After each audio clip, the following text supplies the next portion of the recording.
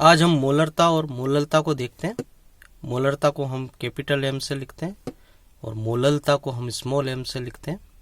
ठीक है। मोलरता क्या होती है कि इसमें हम कोई विलियन है हमारे पास, तो विलियन का हमको 1 लीटर आयतन निकालना पड़ेगा। जैसे कोई विलियन हमको एमएल में दे रखा है, 450 एमएल है या 200 एमएल है, तो 1000 का भाग दे देंगे तो वो लीटर में आ जाएगा। ठीक है। तो विलियन का हम लीटर में आयतन निकाल लेंगे।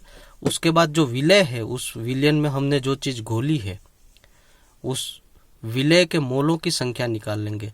मोल की संख्या निकालना बड़ा आसान है। विलय के भार और उसमें अणुभार का भाग दे देंगे। भार बटा अणुभार बराबर मोल।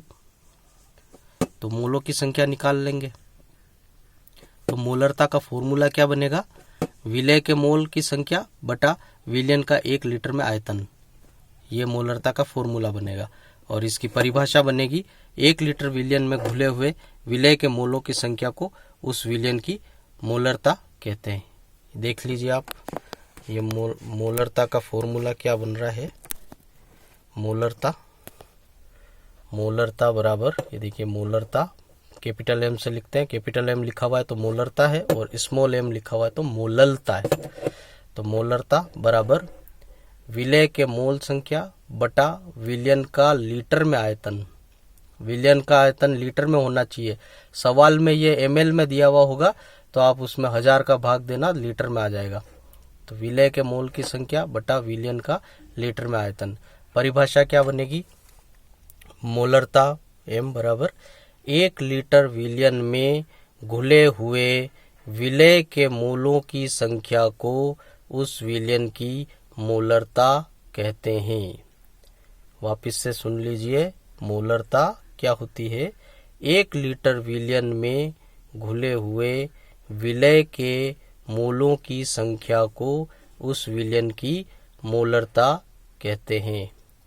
यानी कि अगर विलियन हमारे पास 1 लीटर है, या तो उसमें विलय के कितने मोल घुले हुए हैं, 1 लीटर विलियन में कितने मोल घुले हुए हैं, बस यही हमारी मोलरता है। 1 लीटर विलियन में कितने मोल घुले हुए हैं, मोलरता हो जाएगी। अब हम मोललता को देखते हैं। देखिए, मोललता स्मॉल एम से रिप्रेजेंट कर रहे हैं मोललता। और यहाँ पे मोललता में ध्यान रखना है कि हमको विलियन नहीं लेना है, विलायक लेना है, विलायक। और विलायक का किलोग्राम में द्रव्यमान चाहिए, जबकि पिछली बार हमने मोलरता देखा था उसका लीटर में था, और यहाँ मोललता में किलोग्राम में द्रव्यमान है।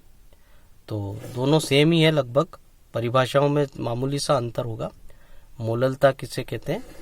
तो किसी विलायक के 1 किलोग्राम द्रव्यमान में उपस्थित विलय के मोलों की संख्या को उस पदार्थ की या उस विलियन की मोललता कहते हैं। वापिस से सुन लीजिए, किसी विलायक के 1 केजी द्रव्यमान में उपस्थित विलय के मोलों की संख्या को उस विलियन की मोललता कहते हैं। इसको लिख लेते हैं। देखिए, परिभाषा मैंने लिख दी है। मोललता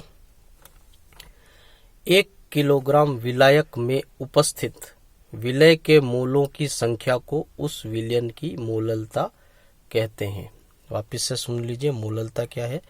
1 किलोग्राम विलायक में उपस्थित विलय के मोलों की संख्या को उस विलियन की मोललता कहते हैं।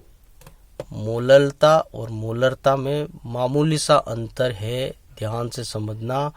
मोलरता में विलियन को लीटर में चाहिए हमको, और जबकि मोललता में किलोग्राम में चाहिए विलायक।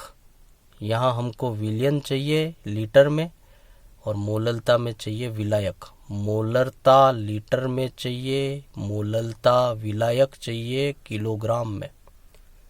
ऊपर दोनों में विलय के मोल ही आएंगे, बस नीचे बटे के नीचे वाली संख्या में थोड़ा सा अंतर होगा।